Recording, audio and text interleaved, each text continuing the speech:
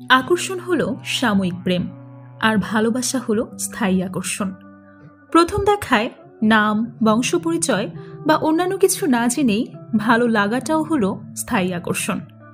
সত্যিকারের ভালোবাসার পেছনে কখনোই কোনো কারণ থাকে না। ভালোবাসার মানুষটি যেমনই হোক, তাকে দেখলেই মনে একটা প্রশান্তি ফিল হয়। আজ এমনই এক ভালোবাসার গল্প শোনাতে চলেছি, যেটা আপনার হৃদয় স্পর্শ করবে। হয়তো চরিত্রগুলোর মাঝে নিজেকেও কল্পনা করতে শুরু করবেন। আজকের গল্প একজন ধনী পরিবারের রকচটা স্বভাবের ছেলে আর এক বিধবা মেয়ের। আজ এক্সপ্লেইন করতে চলেছি রিসেন্টলি মুক্তি পাওয়া ওয়েব সিরিজ দেখেছি তোমাকে শ্রাবণে। এই ওয়েব সিরিজের কিছু কিছু দৃশ্য আপনাকে তো একেবারেই ইমোশনাল করে ফেলবে। তাহলে চলুন আর কথা না বাড়িয়ে শুরু করা যাক আজকের এক্সপ্লেনেশন। সিরিজের শুরুতেই আমরা এই সিরিজের প্রধান চরিত্র রুদ্রকে দেখতে পাই।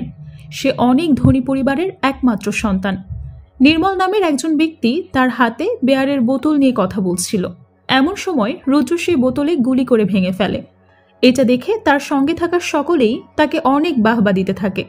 আর সেটা শুনে রুদ্র বলে, তেলের অনেক দাম বেড়েছে, আমাকে আর তেল দেওয়ার প্রয়োজন নেই, তোরা সবাই নিচে যা। এরপর রুদ্র নির্মলকে বলে, নির্মল দা, কোন লোকটা ঝামেলা করছে? প্রথমে নির্মল এটা বলতে না চাইলেও পরে বলে দেয়, ওই খালপাড়ে সেই বুড়োটা কিছুতেই বাড়িটা ছাড়তে চাইছে না। তুমি চিন্তা করো না, কথা বলে মিটিয়ে নেব। রুদ্র বলে, তুমি অফিসে যাও, আমি বাকিটা দেখে নিচ্ছি। নির্মলদা বলে, এটা এতটাও সহজ না, আর সবে মাত্র আমরা একটি ঝামেলা থেকে উদ্ধার হয়েছি। নতুন কোনো ঝামেলায় জড়ালে স্যার রেগে যাবে। রুদ্র বলে, বাবার ব্যাপারটা আমি দেখব। নির্মল আর কোনো কথায় না, তবে সে যাওয়ার আগে বলে, দেখো স্যারে যেন বদনাম না হয়। পরের দিনে আমরা রুদ্রের বাবা বিশ্বনাথ সামন্ত এবং রুদ্রের মা মিঠুকে দেখতে পাই। আসলে তারা রুদ্রের বিয়ের ব্যাপারে কথা বলছিল। কেটি নামের এক ধনী মেয়ের সাথে রুদ্রর বিয়ের ব্যাপারে তার কথা বলছিল। মিঠু বলে, মেয়েটাকে আমাদের এখানে এসে সবার সাথে মানিয়ে নিতে পারবে? তারা তো অনেক বড় লোক। তখন বিশ্বনাথ বলে, আমরাও তো ধনী মানুষ, তাদের চাইতে বরং আমাদের টাকা পয়সা বেশি। হ্যাঁ, ওদের কাছে যেটা আছে সেটা হলো ক্ষমতা, আর ক্ষমতার জোর সবসময় টাকার চেয়ে অনেক বেশি হয়। এদিকে রুদ্র তার দলবল সঙ্গে নিয়ে সেই খালপাড়ায় বুড়ো লোকটার বাড়িতে এসেছে। পাপ্পু নামের একজন ছেলে দরজায় গিয়ে জোরে জোরে কড়া নাড়ে। রুদ্র বলে, পাপ্পু, তুই আবার কবে শিক্ষিত হবি? তখন পাপ্পু সেখান থেকে সরে আসে আর রুদ্রকে কলিং বেলে চাপ দেয়। তখন অমিয় বাবুর স্ত্রী বন্দানা এসে জিজ্ঞাসা করে, কে এসেছে, আর দরজাটা খুলে দেয়। আর সে সময় রুদ্র তার দলবল নিয়ে বাড়ির ভেতরে ঢুকে পড়ে। বন্দনা তাদেরকে বারবার বাধা দেয়। সে অবাক হয়ে গিয়েছিল, এটা ভেবেছে এতগুলো ছেলে পেলে কেন তারা বাড়িতে ঢুকছে। সে ভয় পেয়ে আমিও বাবুকে ডাকতে শুরু করে। তখনই বাড়ির মালিক আমিও বাবু সেখানে চলে আসছে। আমিও তাদেরকে বলে, আপনারা কারা আর কি চান এখানে? রুদ্র বলে, 2.5 কাঠা জমি, যার মূল্য 35 লাখ টাকা, আর আমাদের এক একটা ফ্ল্যাটের মূল্য 85 লাখ টাকা। এছাড়াও আমি আপনাকে 60 লাখ টাকা ক্যাশ দিব, আর 2টো ফ্ল্যাট কমপ্লিট হতে যতদিন সময় লাগবে আপনাদের অন্যত্র থাকার ব্যবস্থা আমি নিজে করে দেব। তাহলে কথা না বাড়িয়ে সইটা করে দিন। এগ্রিমেন্ট পেপার সামনে রাখতেই পাপ্পু তার কাছ থেকে পিস্তল বের করে সেটাও এগ্রিমেন্ট পেপারের উপরে রেখে দেয়, যেটা দেখে অমিয় এবং তার স্ত্রী দুজনেই ভয় পেয়ে যায়। রুদ্র পাপ্পুর দিকে রেগে তাকালে সে পিস্তলটা আবারও তুলে নেয়। আমিও বলে, এসব কি হচ্ছে আমার বাড়িতে? এই মুহূর্তে আপনারা সবাই আমার বাড়ি থেকে বেরিয়ে যান। পাপ্পু বলে, এখানে 18টা বাড়ি রয়েছে, যার প্রত্যেকটা আমাদেরকে দিয়েছে, শুধুমাত্র আপনি ছাড়া। বাড়িতে তো থাকেন শুধুমাত্র 2-3 জন প্রাণী, এত বড় বাড়ি দিয়ে কি করবেন? কিন্তু আমিও তাদের কথায় রাজি না হওয়ায় এখানে তাদের মাঝে রাগারাগি শুরু হয়ে যায়, আর একটা পর্যায়ে তারা বাড়ির অনেক জিনিসপত্রই ভেঙে ফেলে। সেই সাথে এখানে 1 রাউন্ড গুলিও চলে। এটা দেখে আমিও সিক হয়ে যায়। তার এমন অবস্থা দেখে রুদ্র এবং পাপ্পু সেখান থেকে চলে যায়। পরের দৃশ্যে দেখা যায় বিশ্বনাথ আর মিঠু রুদ্র সেই ব্যাপারে বিয়ের ব্যাপারে কথা বলছে। এমন সময় বিশ্বনাথের কাছে থানা থেকে কল করে থানায় যেতে বলা হয়। থানায় আসার পর পুলিশ অফিসার বিশ্বনাথকে বলে, এখন সোশ্যাল মিডিয়ার যুগ, ডিজিটাল ইন্ডিয়া, তাই কোনো কিছু গোপন করা সম্ভব নয়। এরপর পুলিশ অফিসার একটা ভিডিও বিশ্বনাথকে দেখাতে শুরু করে। আসলে আমি ওর বাড়িতে ভাঙচুর করে চলে আসার পর তার ছেলের বউ বাড়িতে এসে সেটা ভিডিও করে লালবাজারে ট্যাগ করে পোস্ট করে দেয়। আর এরপর থেকে পুলিশ অফিসারদের ওপর লালবাজার হেড অফিস থেকে বারবার প্রেশার আসতে থাকে এই মামলার ব্যাপারে। বিশ্বনাথ বলে, মিটমাটের ব্যবস্থা করুন। পুলিশ অফিসার বলে, লোকটা যেমন ব্যবহার করছে মনে হয় না মিটমাট হবে, আর তাছাড়াও 1 রাউন্ড গুলিও চলেছে। 1 রাউন্ড গুলির কথা শুনে বিশ্বনাথ অবাক হয়ে যায়। আমিও ভেতরে গেলে বিশ্বনাথ বলে, আমি সত্যি অনেক দুঃখিত, আমার ছেলে যা করেছে তার জন্য আমি নিজেই ক্ষমা চেয়ে নিচ্ছি। বুঝতেই পারছেন অল্প বয়স আর ছেলে মানুষ। আমিও পুলিশ অফিসারকে বলে, স্যার আমার বাড়ির সবকিছু ভেঙে চুরে তছনছ করে দিয়েছে। তখন রুদ্র এসে বলে, একদম মিথ্যে কথা বলবেন না, আমরা যথেষ্ট ভদ্রভাবে আপনার সাথে কথা বলেছি, কিন্তু আপনি আমাদের কথা শোনেননি। সে পুলিশ অফিসারকে বলে, আপনি এসবের মধ্যেও বাবাকে একদম জড়াবেন না, যা অ্যাকশন নিতে হয় আমাদের বিরুদ্ধে নিন। সে তার বাবাকে বাড়ি চলে যেতে বলে, কিন্তু তার বাবার রেগে রুদ্রকে বাহিরে বের করে দেয়। রুদ্র বাহিরে এসে একটা সিগারেট জ্বালায়। শ্রাবণের দিন হুটহাট করে আকাশে মেঘ জমে যায়, তেমনিভাবে আজকের দিনটাও আকাশ একটু মেঘলা। আর ঠিক তখনই সেখানে আমরা একটি মেয়েকে দেখতে পাই। সে থানাতে এসেছে কোনো একটা কারণে। এমন সময় একজন লোকের সাথে ধাক্কা খেতেই তার হাত থেকে সমস্ত কাগজপত্র ছড়িয়ে যায়। মেয়েটা সেই কাগজপত্র কুড়িয়ে নিচ্ছিল, আর সে সময় রুদ্র চোখ যায় মেয়েটির দিকে। সে মেয়েটিকে অপলক দৃষ্টিতে দেখতে থাকে। মেয়েটির দিক থেকে সে কোনোভাবেই তার চোখ সরিয়ে নিতে পারছে না। এরই মধ্যেই বৃষ্টি নেমে আসে। মেয়েটি এবার থানার ভেতরে চলে যায়, তবে সেখানে একটি কাগজ এখনো পড়েছিল।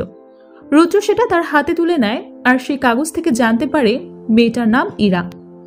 ভেতরে গিয়ে ইরা পুলিশ অফিসারকে বলে, দিনের বেলায় বাড়িতে গিয়ে হামলা করেছে, আর আপনি বলছেন এখানে মিউচুয়াল আন্ডারস্ট্যান্ডিং করে নিতে।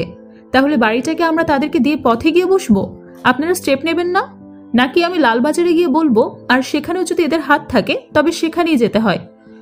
এটার শেষ আমি দেখেই ছাড়বো। আপনি এই মুহূর্তে ওদের অ্যারেস্ট করবেন। দিনের বেলায় বাড়িতে ঢুকে গুলি চালানো, গুন্ডামি করার এত সাহস পায় কোথা থেকে তারা? তখন রুদ্র ভেতরে আসলে আমিও ইরাকে বলে, এই ছেলেটার কথাই বলছিলাম। ইরা রুদ্রর দিকে এগিয়ে আসে এবং রুদ্রকে জিজ্ঞেস করে, আপনি একা কেন? শুনেছি তো আপনি দলবল নিয়ে সবসময় ঘোরেন। সবাই কি পালিয়ে গেছে? কোন স্কুলে পড়েছেন? বাবা মা হয়তো কোনো শিক্ষাও দেয়নি যে বড়দের সাথে কিভাবে সম্মান করে কথা বলতে হয়। আর আপনাকে দেখেও কিন্তু মনে হচ্ছে না কোনো স্কুল কলেজে যাওয়া হয়েছে। বিশ্বনাথ তখন বলে, আমার ছেলে অনেক ভালো, আর সে অনেক লেখাপড়াও করেছে। বর্তমানে আমার ব্যবসা সে নিজে সামলাচ্ছে। তখন ইরা বিশ্বনাথকে বলে, তাহলে দোষটা তো আপনার। ছেলেকে লেখাপড়া শিখিয়ে ভালোভাবে মানুষ না করেই গুন্ডা তৈরি করেছেন। ভুল আপনারা করেছেন, আর সেটা শুধরেও নেবেন। আপনারা এই মুহূর্তে থানায় একটি ড্রাফট জমা দেবেন, যেখানে লেখা থাকবে ভবিষ্যতে আপনারা আর আমার ফ্যামিলিকে কোনোভাবে হ্যারাস করতে পারবেন না। ওই বাড়িটা ছাড়ার জন্য পরবর্তীতে যদি কোনো হ্যারাসমেন্ট হয় তার পুরোপুরি দায়ভার আপনাদের নিতে হবে। রুদ্র শুধু উপলক দৃষ্টিতে ইরার বলে যাওয়া কথাগুলো শুনছিল। ইরা রুদ্রকে বলে, আপনার ভাগ্য ভালো, সেদিন আমি বাড়িতে ছিলাম না। এরপর সই করিয়ে নিতে চাইলে আমি যেদিন বাড়িতে থাকবো সেদিন আসবেন। বিশ্বনাথ বলে, আপনাদের আর কেউ ডিস্টার্ব করবে না। যাই হোক, এখানে মিউচুয়াল আন্ডারস্ট্যান্ডিং হওয়ায় পরবর্তীতে ইরা আর আমিও বাড়িতে চলে যায়। রাস্তায় বিশ্বনাথ নির্মলকে জিজ্ঞেস করে, এই ইরা বসুটা কে? নির্মল বলে, একেবারে মিডল ক্লাস ফ্যামিলির মেয়ে। বিয়ের 1 বছর পরই বিধবা হয়েছে। স্বামী ইন্স্যুরেন্সের একজন এজেন্ট ছিল, আর সে মারা যাওয়ার পরে এখন মেয়েটাই ওই সব কিছু দেখাশোনা করছে। ছোট ছোট পার্টিগুলো তোমরা হ্যান্ডেল করতে পারো না। অন্যদিকে দেখা যায় বাড়িতে আসার পর ইরা রেডিও এফএম এ কালিদাসের মেঘদূতের কাব্য শুনছিল। অন্যদিকে রুদ্র এফএম শুনছিল। তখন এফএম থেকে বলা হতো, হয়তো আপনারা ভাবছেন কিভাবে ভালোবাসার মানুষের কাছে পৌঁছে দেবেন মনের কথা। আমাদের কাছে কল করুন আর পৌঁছে দিন আপনার মনের কথা। রুদ্র এবার ফোন করে। সে বলে, হ্যালো, আমি রুদ্র বলছি। ইরা, আমি তোমার কাছে আসছি। কথাটা শুনে ইরা একেবারেই চমকে ওঠে, আর সে তার কান থেকে ইয়ারফোনটা খুলে ফেলে। ঠিক তখন ইরা বাহিরে দেখতে পায় রুদ্র দাঁড়িয়ে আছে। এটা দেখে সে অনেক অবাক হয়ে যায়। সে দরজা খুলে রুদ্রর সামনে চলে আসে। ইরা বলে, আপনার সাহস দেখে আমি অবাক হচ্ছি। ইরার কথা শেষ না হতেই রুদ্র বলে, সিটি কলেজ গোল্ড মেডালিস্ট। কিছুক্ষণ আগে থানায় বললেন আমি অশিক্ষিত, তাই বললাম। গ্রাজুয়েশন কমপ্লিট করার পর বাবা যখন প্রথম গাড়ি কিনে দিয়েছিল তখন মনে করেছিলাম আর পড়াশোনা করে কি হবে। ইরা বলে, আমি এসব জানতে চাই না। কেউ যদি বলে এভাবে ডিস্টার্ব করে কেউ পার পেয়ে যাবে তাহলে সে ভুল ভাবছে। রুদ্র বলে, ইরা, আমার কিন্তু একটা নাম আছে। ইরা বলে, আমার নাম ধরে আপনি ডাকবেন না, কারণ আমি আপনাকে চিনি না আর আপনিও আমাকে চেনেন না। আপনি যদি এসব করে মনে করেন বাড়িটা আপনাদের নামে লিখে দেব তাহলে ভুল ভাবছেন। তখন ইরা বলে, আপনি আসলে কি চান? রুদ্র ইরাকে অবাক করে দিয়ে বলে, তোমাকে। কথাটা শুনে ইরা কিছুটা হতভম্ব হয়ে যায়। রুদ্র তখন বলে, আজকে পুলিশ স্টেশনে তোমার সাথে দেখা হওয়ার পর থেকেই সে মুহূর্তটা আমি কিছুতেই ভুলতে পারছি না। আমি তোমাকে কি বলার চেষ্টা করছি তুমি কি জানো? ইরা বলে, সব মেয়েদের এভাবেই বলেন আপনি? রুদ্র তখন বলে, সব মেয়েরা আমার বাবার মুখের উপর কথা বলে আমার বাবাকে চুপ করিয়ে দিতে পারে না। একটা কথা শোনো ইরা, আজ যখন তুমি আঙুল তুলে চিৎকার করে কি সব যেন আমাকে বলছিলে, আমার কোনো কিছুই মাথায় ঢুকছিল না। ইরা বলে, পকেটে পিস্তল, টাকা পয়সা, হাতে পুলিশ, এই সব কিছু নিয়ে সবাই ক্ষমতা দেখতে পারে। কথাগুলো শুনে রুদ্র তার পকেট থেকে পিস্তল বের করে ইরার হাতে দেয় আর বলে, এবার আমাকে গুলি করো। ইরা ভয় পেয়ে হাত সরিয়ে নেয়। তখন রুদ্র বলে, আমি তোমাকে ভালোবাসি। এর মধ্যে মুষলধারে বৃষ্টি পড়তে শুরু করে, দুজনেই ভেজে যায়। ইরা সেখান থেকে চলে যেতে থাকলে রুদ্র বলে, আমাকে বিয়ে করবে? কথাটা শুনে ইরা থেমে যায়। এরপর সে আবারও সামনের দিকে হাঁটতে শুরু করে। আর এখানেই প্রথম এপিসোড শেষ হয়ে যায়। দ্বিতীয় এপিসোডের শুরুতে দেখানো হয় ইরার বিয়ের প্রথম রাতের দৃশ্য। অয়ন ইরাকে বলছে, অবশেষে আজ থেকে ইরা আমার। তোমাকে হারানোর আর কোনো ভয় নেই। তোমাকে আমার কাছ থেকে কেউ আলাদা করতে পারবে না। ইরা অয়নকে বলে, এই দিন বছরে তোমাকে তো কখনোই এত রোমান্টিক হতে দেখিনি। অয়ন বলে, সত্যি আমি খুব আনরোম্যান্টিক, তাই না? ইরা বলে, তোমার কি মনে হয় আমি সিনেমার রোমান্টিক হিরোকে চাই? আমি আনরোম্যান্টিক তোমাকেই ভালোবাসি। তুমি তো জানো আমার সমুদ্র কখনোই ভালো লাগে না। সমুদ্রের সামনে দাঁড়ালেই নিজেকে বড় অসহায় লাগে। মনে হয় সবকিছু ভাসিয়ে নিয়ে যাবে নিমিষেই। আমি চাই ছোট্ট একটা দিঘির মতো শান্ত একটা মানুষকে, যার কাছে বসলে হারিয়ে যাওয়ার ভয় থাকবে না। আর তুমি সেই দিঘি হয়ে আমার পাশে সারা জীবন থাকো। এই স্বপ্নটা দেখতে দেখতে ইরা হঠাৎ করে ঘুম থেকে জেগে ওঠে। এরপর সে অয়নের ছবির দিকে কিছুক্ষণ তাকিয়ে থেকে কান্না শুরু করে। এদিকে সকালবেলা পাপ্পু এসে রুদ্রকে ডাকছিল। এমন সময় বিশ্বনাথ পাপ্পুর কাছে ফোন করে রুদ্রর ব্যাপারে জিজ্ঞেস করে। তখন পাপ্পু বলে, রুদ্র আমার সামনে আছে, কিন্তু ওর গায়ে প্রচন্ড জ্বর। অন্যদিকে এরা বাইরে যাওয়ার জন্য রেডি হচ্ছিল। এমন সময় সে গত রাতের কথাগুলোই ভাবছিল। রুদ্র তাকে কিভাবে তার ভালোবাসার কথা প্রকাশ করেছে। তখনই হঠাৎ বন্দনা ডাকে তার হুঁশ ফেরে, কিন্তু পরক্ষণেই আবারও সে কথাটা ইরার কানে বেজে ওঠে। ইরা আমাকে বিয়ে করবে? ইরা এবার এসে তার শ্বশুর শাশুড়ির সাথে খেতে বসে। আমিও ইরাকে বলে, আমি কি তোমাকে আজ পৌঁছে দিয়ে আসবো? ইরা বলে, না, তুমি বরং মার প্রেশারটা চেক করে নিয়ে আসো। বন্দনা ইরাকে জিজ্ঞেস করে, তুই কি কাল দরজা খুলেছিলি? ইরা বলে, হ্যাঁ, গতরাতে ঝড় বৃষ্টি শুরু হয়েছিল, তাই সবকিছু ঠিক আছে কিনা দেখার জন্য দরজা খুলেছিলাম। এরপর ইরা তরকারি বাটিটা চেক করলে দেখে মাছ রান্না করা। সে তার শাশুড়িকে বলে, আজকে তো একাদশী, তুমি আবার মাছ রান্না করেছো? তুমি সবসময় সবকিছু ভুলে যাও। বাবু চলে গেছে 1 বছর হতে চলল। তখন তার শাশুড়ি বলে, তোকে এভাবে দেখতে আমার আর ভালো লাগে না। ইরা বলে, খারাপ লাগার কি আছে? যেটা যেমন সেটা তো সেভাবেই মেনে নিতে হবে। বন্দনা বলে, আমি বাবুর মা হয়ে মাছ মাংস খাবো আর তুই খাবি না, এটা কেমন লাগে? ইরা বলে, এসব নিয়ম কানুন আছে বলে আমার মনে হয় আজ অয়ন আমার পাশে আছে। বন্দনা বলে, তোর সামনে তো এখনো পুরো জীবনটা পড়ে আছে মা। তার কথা শুনে ইরা বলে, আর সেই জীবনটা এভাবেই আমি তোমাদের দুজনের সাথে কাটিয়ে দেব। দেরি হয়ে যাচ্ছে বলে ইরা না খেয়ে বাড়ি থেকে বের হয়ে পড়ে আর বলে, আমি বাহিরে খেয়ে নেব। সে যাওয়ার আগে বলে, শোনো, যদি কেউ বাড়িতে আসে তাহলে দরজা খুলবে না, আগে আমাকে কল করবে। পরের দিনে আমরা দেখি রুদ্র ইরার ফেসবুক প্রোফাইল চেক করছিল। তার প্রোফাইলে অয়ন এবং তার ছবি দেওয়া। এরপর সে বাহিরে যাওয়ার জন্য উঠে যাচ্ছিল। ঠিক সে সময় তার মা এসে বলে, প্রাইম মিনিস্টারের সাথে অ্যাপয়েন্টমেন্ট থাকলেও তুমি আগামী 2 দিন বাড়ি থেকে বের হতে পারবে না, এখন খেতে চলো। রুদ্র এবার তার মাকে বসিয়ে পড়ে। এরপর মায়ের পাশে বসে মাকে বলে, তোমার সাথে একটি কনফিডেন্সিয়াল কথা শেয়ার করব। আমাদের যেখানে প্রজেক্ট হচ্ছে সেখানে একটা বাড়ি আছে। সে বাড়িতে একটা মেয়ে থাকে। মেয়েটা খুব জেদি, বদরাগী, একগুয়ে। সে সাথে তার অনেক অ্যাটিটিউড। আমাদের অফিসের একটা ছেলে ওকে বিয়ে করতে চায়। তখন সে বলে, কোন ছেলেটা? রুদ্র বলে, তুমি তাকে চিনবে না। ছেলেটা সরাসরি মেয়েটাকে গিয়ে বলেছে সে ওকে ভালোবাসে। মিঠু তখন বলে, এতে অবাক হবার কি আছে? রুদ্র বলে, তুমি বুঝতে পারছো না মা, আসলে মেয়েটা বিধবা। কথাটা শুনে মিঠু বলে, তুই কোন যুগে বাস করিস? এই সময় কেউ বিধবা সধবা এসব কিছু মানে? বরং মেয়েটা একটা নতুন জীবন পেতে পারে।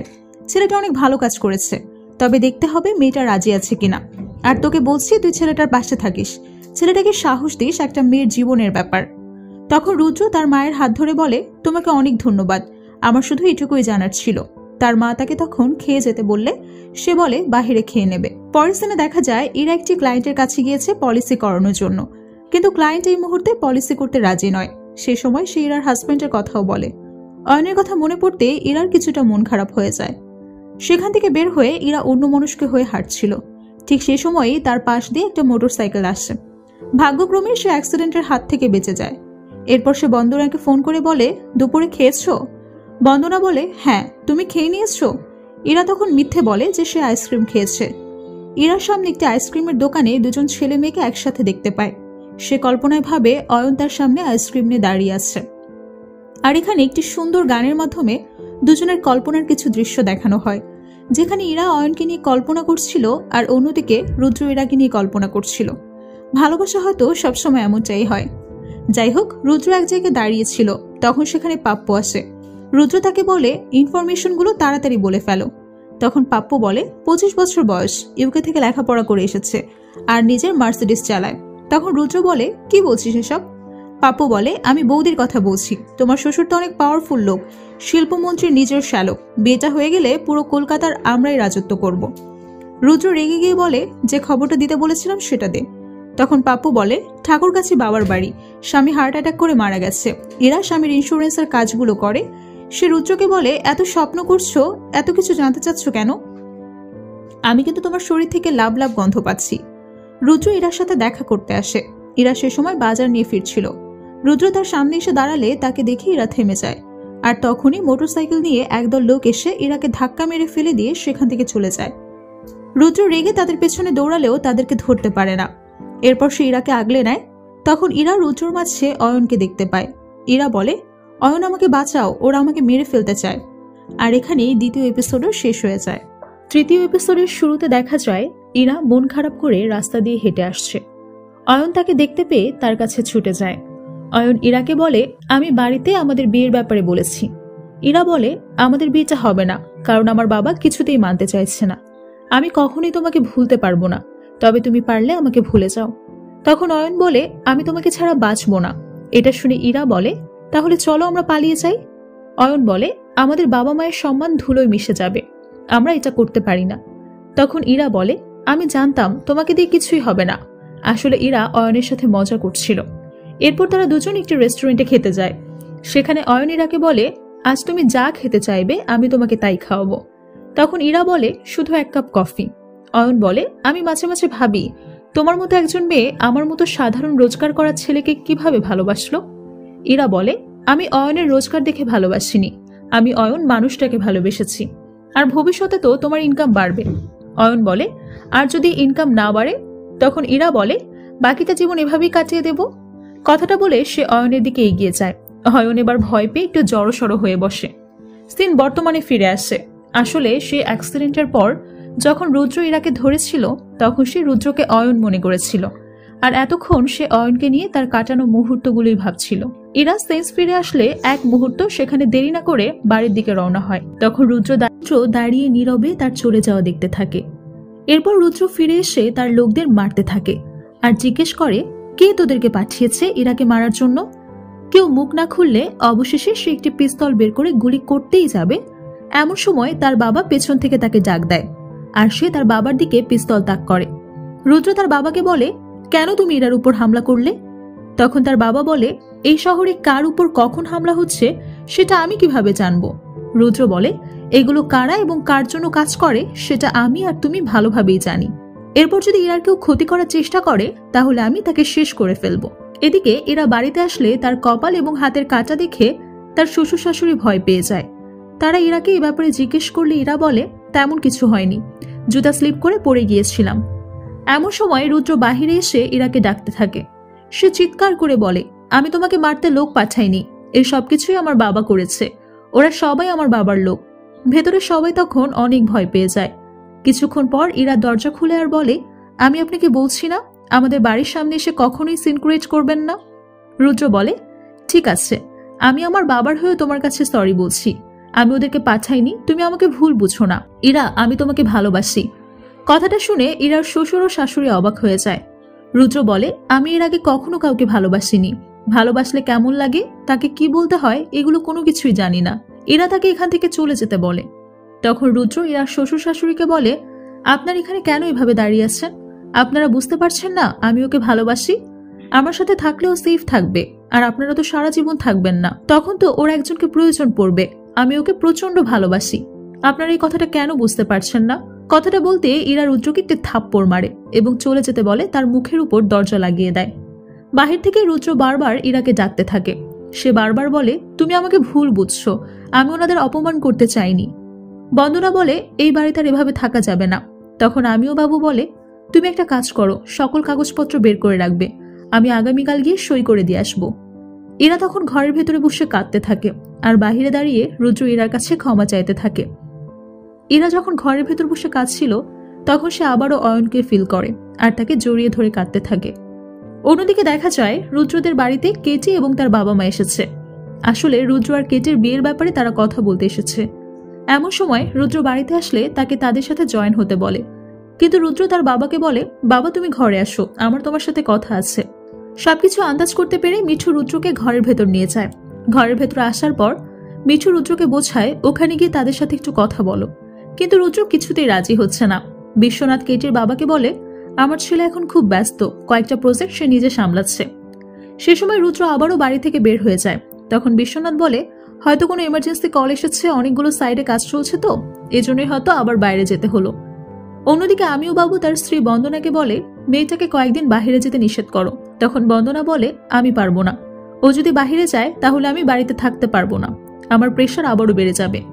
আমিও বাবু বলে, আমি একটা জিনিস বুঝতে পারছি না, ওরা তো আমার বাড়িটা চেয়েছিল, কিন্তু এখন আমার মেয়েটার পেছনে কেন পড়লো? বন্দনা বলে, তুমি বুঝতে পারছো না কেন? ভয় দেখিয়ে তো বাড়িটা নিতে পারলো না, এখন যদি বদনাম রুটিয়ে নিতে পারে। আর এখানেই তৃতীয় এপিসোড শেষ হয়ে যায়। চতুর্থ এপিসোডের শুরুতে দেখা যায় রুদ্র গাড়ি নিয়ে যাচ্ছিল। ঠিক সে সময় ইরা তার গাড়ির সামনে আসে। তখন রুদ্র তাকে জিজ্ঞেস করে, তুমি এখানে কেন? ইরা কিছু কাগজ বের করে আর বলে, এটা আমার হাজবেন্ডের ডেথ সার্টিফিকেট, এটা আমার শ্বশুর মশাইয়ের হেলথ রিপোর্ট, এছাড়া উনি হার্টের পেশেন্ট, আর আমার শাশুড়ি মায়ের হাই ব্লাড প্রেশার। আজ প্রায় 1 বছর হয়ে গেছে অয়ন আমাদের মধ্যে নেই। বাড়ির বউনা নিজের মেয়ের মতো ভালোবাসে ওরা আমায়, কারণ আমি তাদের শেষ ভরসা। আমি জানি থানা পুলিশ করে কোনো কিছুই হবে না, আমার শ্বশুর শাশুড়ি লড়াই করার মতো ক্ষমতা নেই, কিন্তু আমার আছে। আর যদি মনে করেন বদনাম করে সবকিছু পেয়ে যাবেন তাহলে ভুল।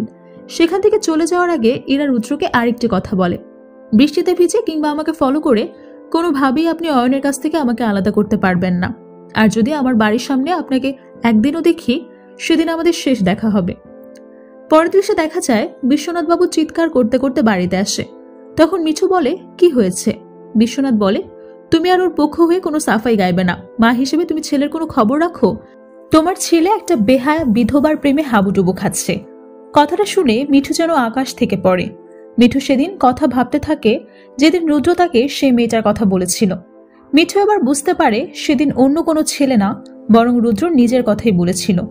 ঠিক সেই মুহূর্তে নির্মল বিশ্বনাথকে ফোন করে বলে, মেঘনা চাইতেই জল, বস আমিও বাবু এসেছে।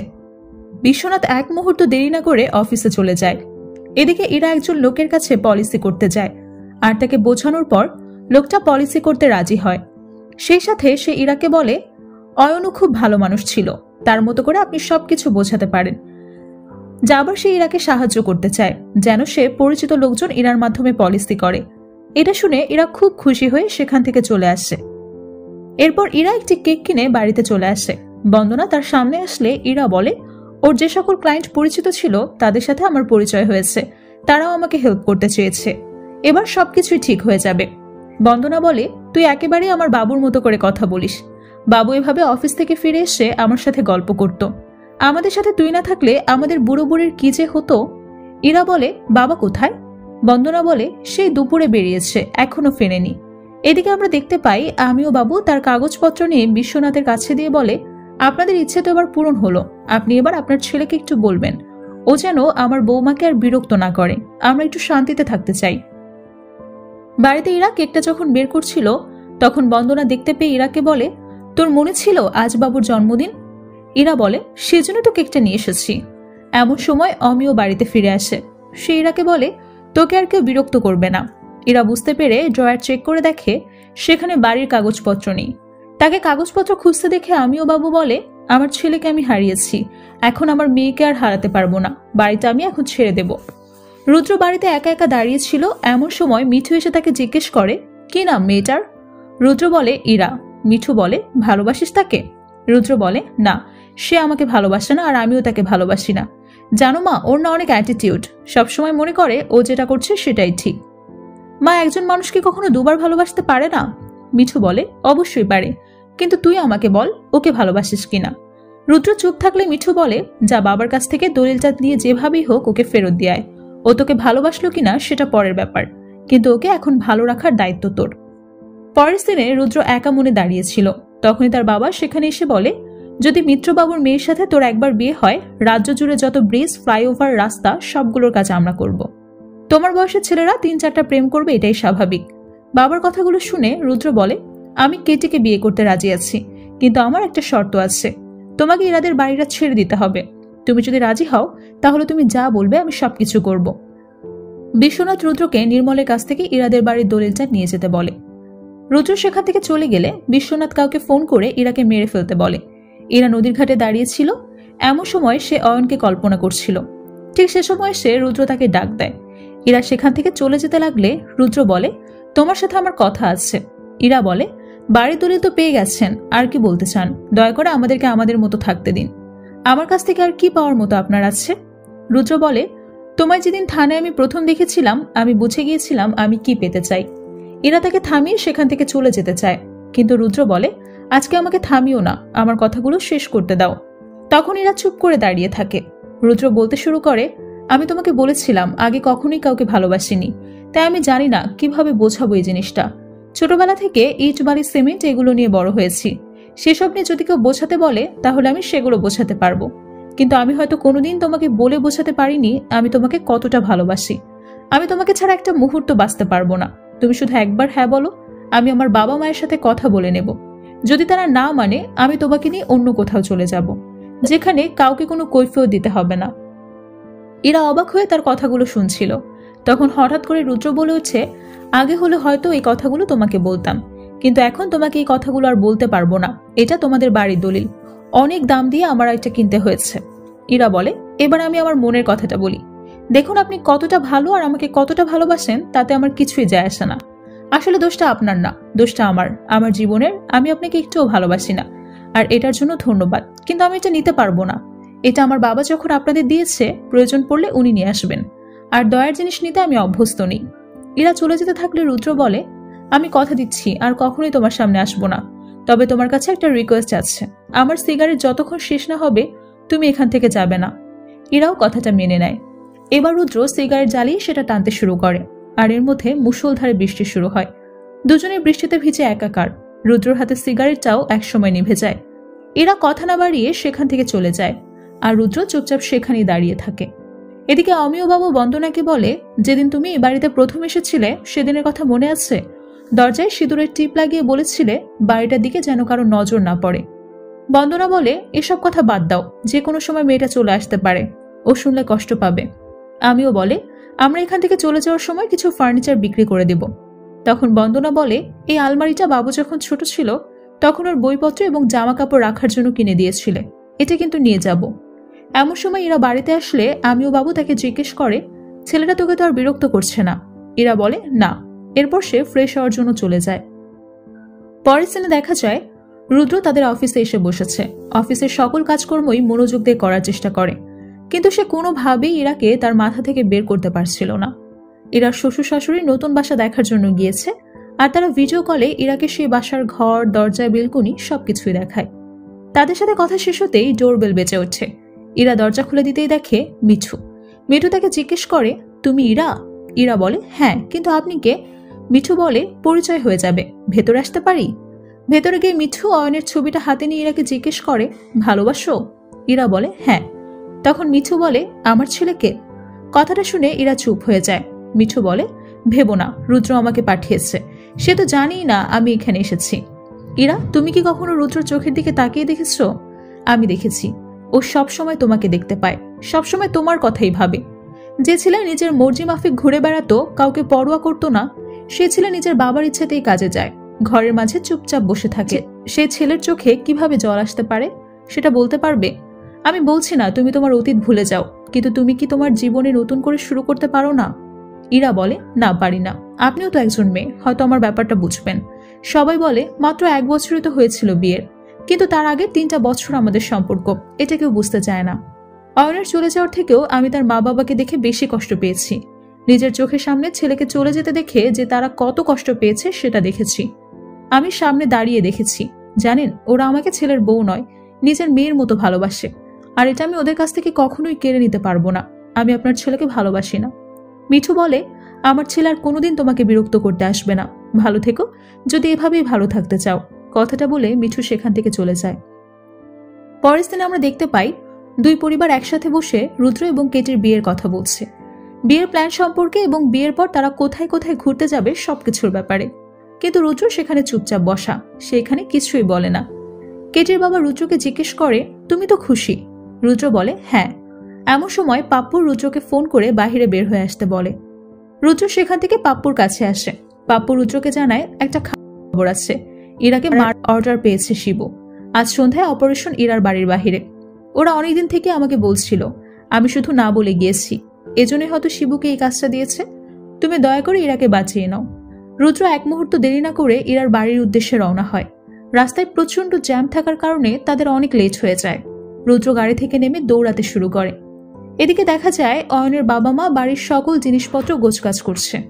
অন্যদিকে বিশ্বনাথ নির্মলের কাছে ফোন করে আর বলে, রুদ্র কেন বাড়ি থেকে বের হয়ে গেল, ও তো কিছু জানতে পারেনি। তখন নির্মল বলে, কাজটা তো শিবুকে দিয়েছি, পাপ্পু বিষয়টা জানতে পারবে না, তাহলে রুদ্রর বিষয়টা জানার কোনো অপশন নেই। রুদ্র দৌড়াতে দৌড়াতে ইরার সামনে এসে পড়ে। ইরাকে দেখে কিছুটা স্বস্তির নিঃশ্বাস ফেলে। ইরাও তাকে দেখে অবাক হয়ে যায়। এমন সময় শিবু মোটরসাইকেল নিয়ে পেছন থেকে আসছিল। সেটা দেখে রুদ্র ইরা বলে চিৎকার করে ইরার দিকে ছুটে যায় আর তাকে জড়িয়ে ধরে ঘুরিয়ে নেয়। আর তখনই একটা গুলির শব্দ হয়। ইরা কোনো কিছুই বুঝতে পারে না। সে রুদ্রকে ঠেলে দূরে সরিয়ে দেয়। রুদ্র সেখানেই বসে পড়ে। ইরা দেখে তার হাত রক্ত দিয়ে ভিজে গেছে। রুদ্র সেখানে লুটিয়ে পড়ে। সিন চলে যায় ফ্ল্যাশব্যাকে। অয়ন মরে যাওয়ার পর ইরা তাকে নিজ হাতে দাহ করেছিল। এরপর শ্মশানে গঙ্গা স্নান করে বাড়িতে ফিরে আসে। আসলে রুদ্রকে হসপিটালে নিয়ে যাওয়ার পর এরা বাড়িতে আসার সময় এই কথাগুলি মনে করছিল। এরা বারবার রুদ্র কোথাও ভাবতে থাকে। রুদ্র তাকে বারবার কিভাবে ভালোবাসার কথা বোঝাতে চেয়েছে, তাকে কিভাবে বাঁচিয়েছে, সবকিছু মনে করে সে কাঁদতে থাকে। অন্যদিকে দেখা যায় রুদ্রকে হসপিটালে নিয়ে যাওয়া হয়েছে। ডক্টর যখন রুদ্রকে দেখে বের হয়ে আসছিল, তখন বিশ্বনাথ তাকে জিজ্ঞেস করে, যত টাকা প্রয়োজন পড়বে আমি দিতে রাজি, কিন্তু আমার ছেলেকে বাঁচিয়ে নিন। ডক্টর বলে, পেশেন্ট এখন ক্রিটিক্যাল সিচুয়েশনে আছে, এই মুহূর্তে কোনো কিছুই বলা যাচ্ছে না। সে সময় মিঠু দৌড়ে এসে বিশ্বনাথকে জিজ্ঞেস করে, ডক্টর কি বলল? কিন্তু বিশ্বনাথ মিঠুর কথার উত্তর দিতে পারে না। মিঠু কাঁদতে কাঁদতে বলে, আমার ছেলের এই অবস্থার জন্য তুমি দায়ী। কথাটা বলে সে ওখান থেকে চলে যায়। অন্যদিকে বন্দনা এসে ইরাকে জিজ্ঞেস করে, আজকে তুমি এখনো বাহিরে যাওনি কেন? ইরা বলে, আজকে বাহিরে যাব না। বন্দনা বলে, তাহলে আমাদের সাথে জয়েন করো, গোছকাজ করা অনেক বাকি আছে, এখন বরং তুমি রেস্ট করো। বন্দনা সেখান থেকে চলে যায়। তখন ইরা তাকে থামায়। সে বলে, মা, যদি আমাদের এখান থেকে চলে যাওয়া না লাগে? বন্দনা বলে, তুমি কি বলছো এসব? ইরা বলে, গতকাল সে আমার কাছে বাড়ির দলিল ফেরত দিতে এসেছিল, কিন্তু আমি সেটা গ্রহণ করিনি। বন্দনা বলে, কে এসেছিল? তখন ইরা বলে, রুদ্র। সে বাড়ির এগ্রিমেন্ট এবং দলিল ফেরত দিতে চেয়েছিল আমাকে, কিন্তু আমি সেটা নিইনি। বলেছি প্রয়োজন পড়লে বাবা নিয়ে আসবে। আমি তাদের করুণা গ্রহণ করিনি। আমি কি ঠিক করিনি মা? বন্দনা তাকে বসিয়ে দেয়, বলে, তুমি কখনোই ভুল করতে পারো না। আমরা কেন তাদের করুণা একসেপ্ট করব? সে আরো বলে, মানুষ ওয়ালে প্লাস্টার করে সুন্দর করার জন্য এখানে অনেক সুন্দর সুন্দর পেইন্টিংও করে, কিন্তু মানুষ এই ওয়ালে বসবাস করে না, বরং মানুষজন পরিবারের সাথেই বসবাস করে। আমরাও একটা পরিবার, আর তুই তো আমাদের মেয়ে। তবে আমি তো কোনো কিছুই বুঝতে পারছি না, আসলে তাদের উদ্দেশ্যটা কি? তারা তো এই বাড়িটাই চায়। বাড়িটা নেওয়ার জন্য তারা আমাদেরকে মেরে ফেলতেও প্রস্তুত। তাহলে ছেলেটাকে সেদিন সত্যি বলেছিল? ইরা, ছেলেটাকে সত্যিই তোকে ভালোবাসে? এরা কোনো কথা না বলে শুধু ফ্যালফ্যাল করে তাকিয়ে থাকে। অন্যদিকে বিশ্বনাথ তার পাঠানো লোকদের মারছিল আর বলছিল, আমার ছেলেকে কেন গুলি করেছিস? যদি আমার ছেলের কিছু হয়ে যায় তাহলে তোদেরকে মেরে ফেলবো। তখন নির্মল বলে, ওরা যখন গুলিটা চালিয়েছিল তখন রুদ্র গুলির সামনে এসে পড়ে মেয়েটাকে বাঁচানোর জন্য। বিশ্বনাথ বলে, তাহলে রুদ্রকে কে খবর দিল?